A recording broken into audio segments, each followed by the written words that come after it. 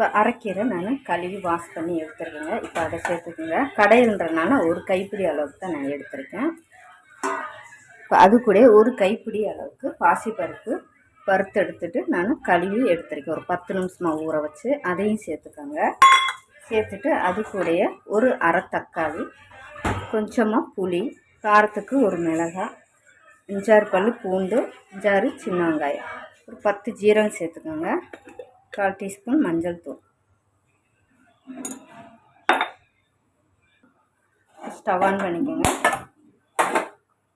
Stove on பண்ணிவிட்டு கீரை முங்குற அளவுக்கு தண்ணி சேர்த்தா போதும். நம்ம கடையெல்லாம் அதனால் ரொம்ப தண்ணி வேண்டாம். இதை இப்போ கலந்து விட்டுக்கோங்க. இதை இப்போ ப்ரெஷர் போட்டு ஒரு விசிலேருந்து 2 விசில் கூட நீங்கள் எடுத்துக்கோங்க. குக்கரை பொறுத்து நீங்கள் இல்லை பாத்திரத்தில் மண்சட்டி எதுலனாலும் வேக வச்சாலும் அந்த மாதிரி நம்ம கடையலாம். இது டக்குன்னு நம்ம காலையில் வேலைக்கு போகிற அவசரத்துக்கு இந்த மாதிரி ஒரு கீரை கடையில் பண்ணி நல்லா ஹெல்த்தியாக எடுத்துகிட்டு போகலாங்க. இது கூட ஒரு உருளைக்கிழங்கு வறுவலோ சோயா வறுவலோ என்னால் வச்சுக்கலாம். இப்போ 1-2 விசில் விட்டு எடுத்துக்கோங்க. இப்போ கீரை நம்ம வேக வச்சு எடுத்தாச்சுங்க. இப்போ ஸ்டவ் ஆன் பண்ணி ஒரு ஃபேன் வச்சுருக்கேன். இப்போ எண்ணெய் சேர்த்துக்கோங்க. இப்போ எண்ணெய் காஞ்சதும் கட் பண்ண உருளைக்கிழங்கு சேர்த்துக்கோங்க. உருளைக்கிழங்குக்கு தேவையான அளவுக்கு உப்பு சேர்த்து வதக்கி வச்சு எடுத்துக்கோங்க.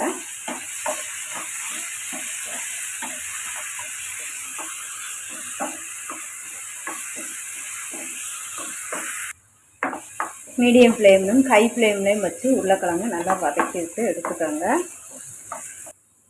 இதில் கொஞ்சம் கருவேப்பிலை சேர்த்துக்கோங்க. இதில் 1/4 டீஸ்பூன் மட்டன் மசாலா சேர்த்துக்கோங்க. 1/4 டீஸ்பூன் மஞ்சள் தூள், கொஞ்சமாக ஜீரகத்தூள் சேர்த்துட்டு இப்போ இதை நல்லா வதக்கி விட்டுக்கோங்க. பொடியிலையும் சேர்த்து இப்போ இதை நம்ம சைடில் அடுத்து ஃப்ரீயாக இருந்து பழகத்துக்கு போட்டுக்கோங்க. இப்போ நம்ம கீரையும் கடைஞ்சி எடுத்தாச்சு. இப்போ இதை நமக்கு சின்னதாக ஒரு தாளிப்பு கொடுத்துக்கலாம். இப்போ 1 ஸ்பூன் அளவுக்கு எண்ணெய் சேர்த்துக்கோங்க. கீரை கடையிலுக்கு நல்லெண்ணெய் இருந்தால் நல்லெண்ணெய் சேர்த்து தாளிச்சுக்கோங்க. எண்ணெய் காஞ்சதும் ஒரு 10 கடுகு, சும்மா ஒரு 5 வெந்தயம், ஒரு வாசனைக்காகத்தான், கீரைக்கு நல்ல வாசனையாக இருக்கும் வெந்தயம் வாசனை, அதுக்காகத்தான்.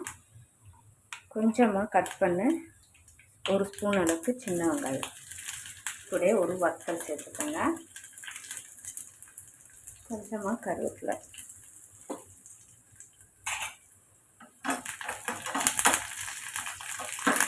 நம்ம தாளிப்பை கீரை கடையில் சேர்த்துக்கோங்க.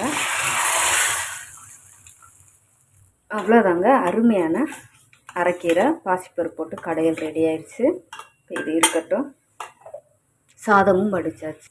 இப்போ நம்ம அருமையான உருளைக்கிழங்கு வறுவலும் ரெடி ஆயிடுச்சு. ஸ்டவ் ஆஃப் பண்ணிக்கலாம்.